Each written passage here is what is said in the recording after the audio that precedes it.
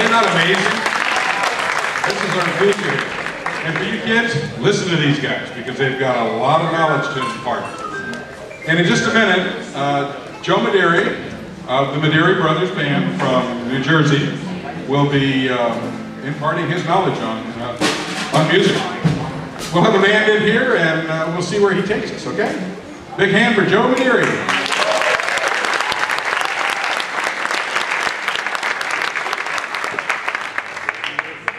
How you doing? What a thrill being here this weekend. And better than New Jersey. Better than New Jersey, I'll tell you. It certainly is. And you know, back on the East Coast, the students out here are just so exceptional. And we don't have students like you, I don't think. You know, where I haven't seen it. I've been impressed by everybody I've heard.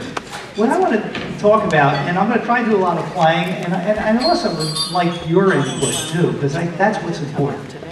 Is what you're thinking and what I can help you with. I'm here to help every one of you. And so I want to do as much as I can. I want to give you real fast a quick background about myself. Now there is somebody else on stage that's related to me. So, it's me. And it's yeah. So, we're brothers and we're twins. So it's a cross that everybody has to bear. Don't applaud, it wasn't my choice. Anyway, a little background. My brother and I had no inclination toward music or starting in music all through school. And we were in high school and we were in metal shop because everybody in class, everybody in the school had to take some shop. And so they put us into a metal shop. And the shop teacher was also the supervisor of the arts department and the shop departments. Figure that one out. And one day he comes into the shop class, and I was 16 years old. And he said, I would like to see you and your brother after school. I mean, after class. So we stay after class, and he comes over and he goes, have you ever thought of being in the band? Now, that tells me right away we were not too safe around sharp instruments. But he was very good friends with the band teacher, and the band was very small, and they wanted more bodies on the field. So my brother and I, knowing nothing about music, we went, some things never change. We went down to the band director, and he said, what instrument would you like to play? And he showed me a closet full of trombones, because he really needed trombones. But my brother had mentioned that he was going to take up the trombone, and I didn't want to be a twin brother that plays the same instrument. So there was somebody that was in my homeroom that was also in the band. I said, give me whatever she plays. Because I figured I could pick up pointers in homeroom, how to put the instrument together and how to read music. What happened was, the band director didn't have time to give me lessons. Because, you know, this high school band, he had a million things to do. He said, I'm going to put you in the third clarinet section. You figure out whatever you could figure out. So I sit there and I hear sounds around me, what the other guys are playing, and I started picking out the notes. So from the very beginning, I learned to play by ear. You know, and I did learn to read at the same time. You know, now I can read up to 4-letter words. Anyway, but the thing is I learned to play by ear first by matching the sounds of the people around me. And I remember one thing that that made an impression on me was the first Christmas concert that we did. You would do the regular concert band arrangements, but at the end, they had these little folios, and they were band arrangements of Christmas carols. And the band would play the carols, and people in the audience would sing along. And all of a sudden, all those harmonies that were from my childhood, because every carol has like these harmony notes, that were embedded somewhere in my brain. It's like, oh, I'm playing those notes. I'm playing those harmony notes. So I learned melodies and harmonies. And, you know, not too long after that, I was out on a date, and I come in the house. You? Yeah. You're supposed to help me. Anyway, I come in the house, and my mother has the radio on, and I remember it was New Year's Eve, and whatever radio station was playing old big band remotes from the 30s and 40s that happened to be recorded on New Year's Eve. And so the announcer comes on from, you know, from the Manhattan Room in New York City, Benny Goodman, and the theme song comes on. And I hear Benny playing his high D over the band. The band's playing the theme, and I hear that one note. And to me, it was electrifying. And I looked at my mother, and I said, "Who's that?" And she said, "It's Benny Goodman." I said, "What instrument does he play?" And she says, "The same instrument you got from the school. It's a clarinet." I didn't believe her. I didn't believe a clarinet could make that kind of sound. I still don't know. Yeah. So the next day, I go, in those days it was records. I go to the record store, and I'm looking for a Benny Goodman album that has a picture of him holding the instrument. So that I'd be convinced it was the same instrument that I was hearing. You know, and I started buying album after album. And at that time, it was fortunate for me, they started reissuing all those old records. A lot of those hadn't been in print in years. And then I would listen to Artie Shaw. And, you know, Artie Shaw would do that glissando at the end of the Begin to Begin. My brother would look at me and say, "Bet you couldn't do that." And I would go up in the attic and I would just, you know, kill a million reeds trying to figure out what Artie did. But that whole period of my life, all I did was listen. And the other thing that was interesting is at that time, everybody was listening to you know, what was current. You know, the school jazz band, I eventually ended up playing the school jazz band. We were playing Maynard Ferguson charts, which were wonderful, and Thad Jones. And they would talk about Charlie Parker and, you know, the current people they were teaching. And I had this curiosity. I said, well, who did they listen to? Who were their inspirations? And I kept tracing back. You know, who did Parker listen to? Who did Coleman Hawkins listen to?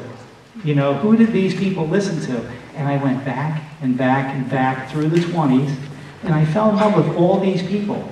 But I went one step further. In the beginnings of jazz, who did they listen to? Gershwin. Well, no, this is before. Who did Gershwin listen to? Because this is before Gershwin. See, what was Gershwin's inspiration? Because then you'll understand where the music came from. First of all, number one, if you write out passages from Big Spiderbeck solos or Louis Armstrong solos, and then you write out passages from Clifford Brown solos and Charlie Parker solos, they're all using the same notes.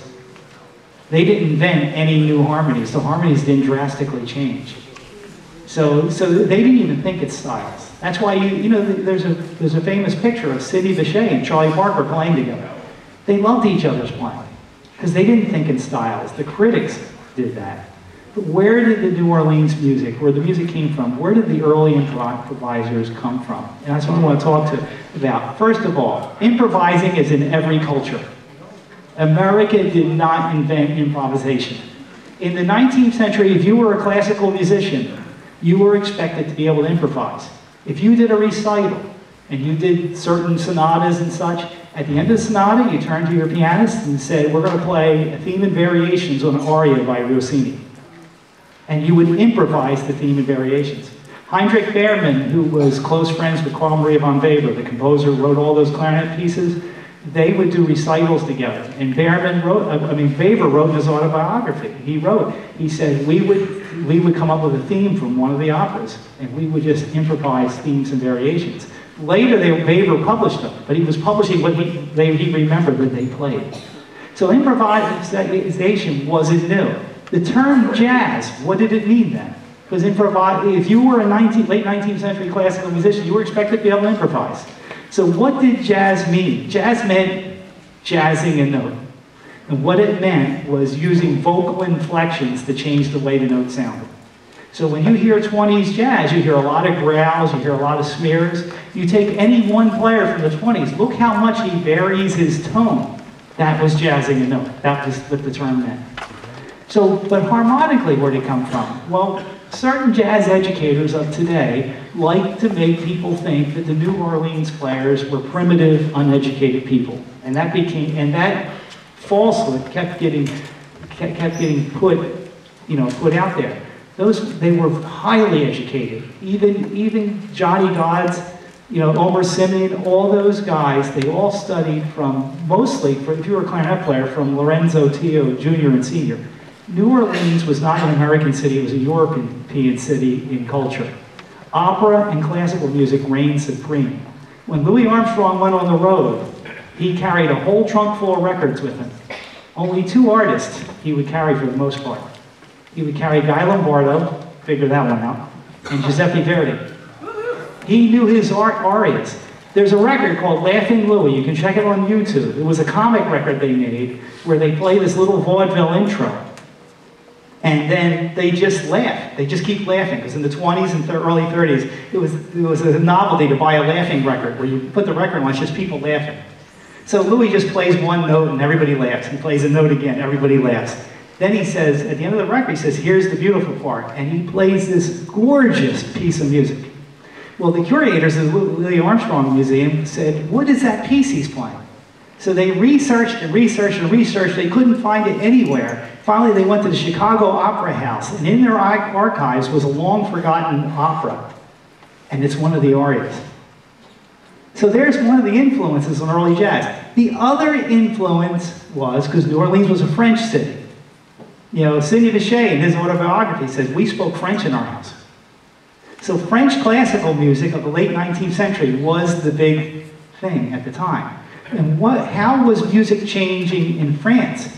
Well, what you have to go back to, and I'll do this real quickly, but what you have to go back to is the development of the Suez Canal, which made trade with Asia much faster, so that the middle class in Europe could buy products from Asia. And anything Asia became unbelievably popular. It was like a fad. So if you look at the chamber music from the Conservatory of Paris, from the late 19th century, or you listen to Debussy and Ravel, what do you hear? All these pentatonic scales, because of that influence. Now that's where I'm going right now. Because if you want to play this music, you have to realize that those composers were building these songs up off of these pentatonic scales that appear all over French classical music at the time. That's what they were listening to. So there's a major influence, not only on early jazz, but in all the popular songs of the era. The famous story is in 1929 when they came out with sound film. All of a sudden Hollywood needed composers for the music, for the movies, because all of a sudden they needed a soundtrack. And they had to go out to Broadway and fly all these Broadway composers out to Hollywood to start writing soundtracks. And 2 of the composers were walking across the lot, and one bet the other $100 he couldn't write a hit song using a 5-note scale, pentatonic scale. And the other guy was writing a song for music. You know what he wrote? Singing in the Rain. The pentatonic scale. I Got Rhythm, totally pentatonic. I'll play you another tune. This song is based only, you know, if you think on your scale, if we take a C scale, so what I'm going to use the 1920s technology with how they would refer to it, right? You take a C scale, you have a C, which is the root, D, which is the 9th, okay? So you have a 9th or a 2nd, if you want to think of it that way, E the 3rd, G the 5th, and A. Now they refer to it as the 6th, and you hear it in all their harmonies. And so you take that C, D, E, G, A of that scale, and I can go through 1,000 songs that are based on that scale from that period. But it's also in their solos too. So we're going to play a song, and I'm going to use basically the pentatonic scale to show you how much it is a part of this style. Am I going to have to retune these?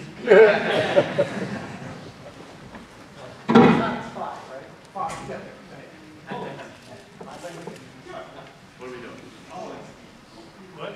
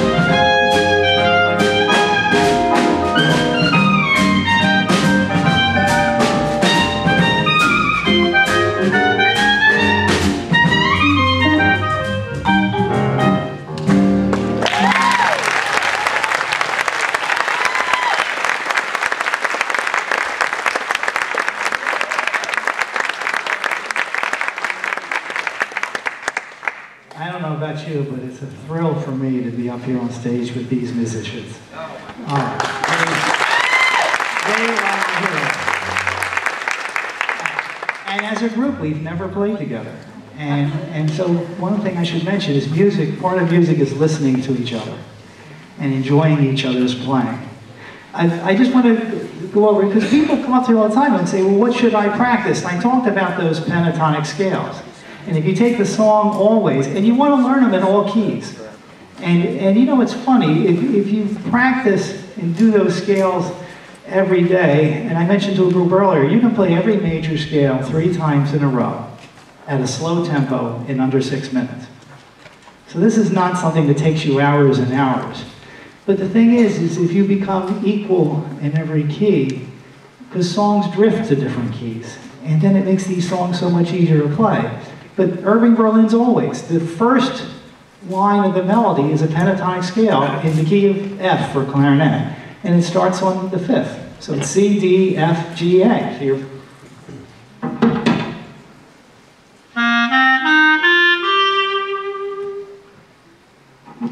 the second line of the melody, let me put this one here. The second line of the melody is just a scale. It's an F major scale starting on the C.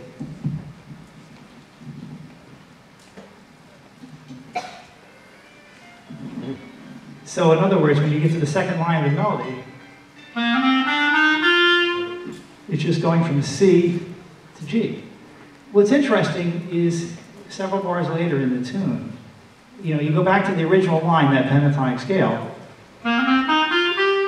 and then he shifts abruptly on the clarinet key to the key of A. And it's the same scale. So you're starting on the 5th, E, of the A chord, and you're going E, F sharp, A, B, C sharp. That's all it is. And then he changes pentatonic scale. He changes to a different one. Instead of using the 6th or the 13th, he uses the 7th, because the next chord is an E7 for clarinet. He's playing root, the 2nd for the 13th, 3rd, 5th, now the 7th.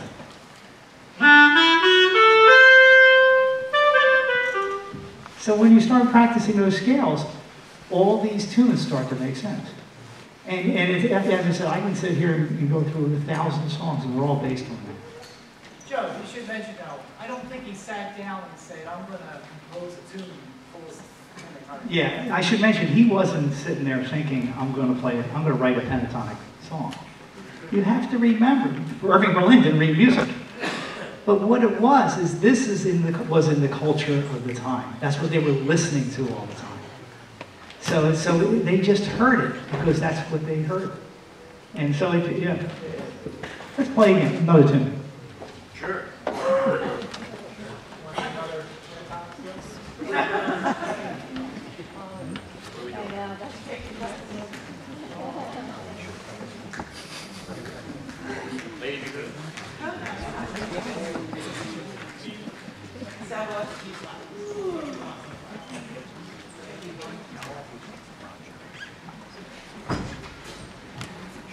Tune kind of based on pentatonics. It's unusual, you know, because it uses the major 7th quite a lot in the melody too. After you've gone.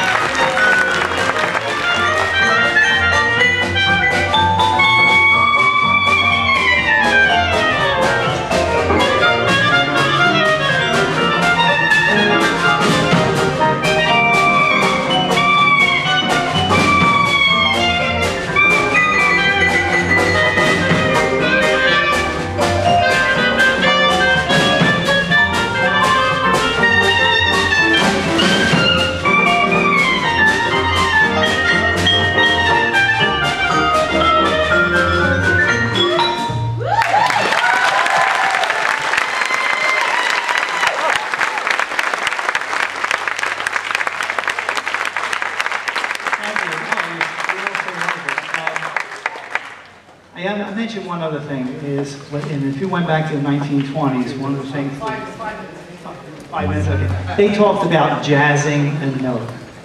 One of the things that kind of bothers me about a lot of jazz festivals, when I go into a room to hear other bands play, they're all using microphones in rooms where they could be playing acoustic, and they're too loud. And so all the quality of the instruments is gone. We've become a microphone generation instead of an acoustic generation. And one of the things I found about the great old players was they were interested in the color of the sounds they were getting out of their instruments. And once again, jazzing a note was vocal effects. And so they could alter the sound of their instrument as they wanted. And it made for a much intimate performance. We'll just do a little bit of blues and kind of give you an example of some of the things that you can do.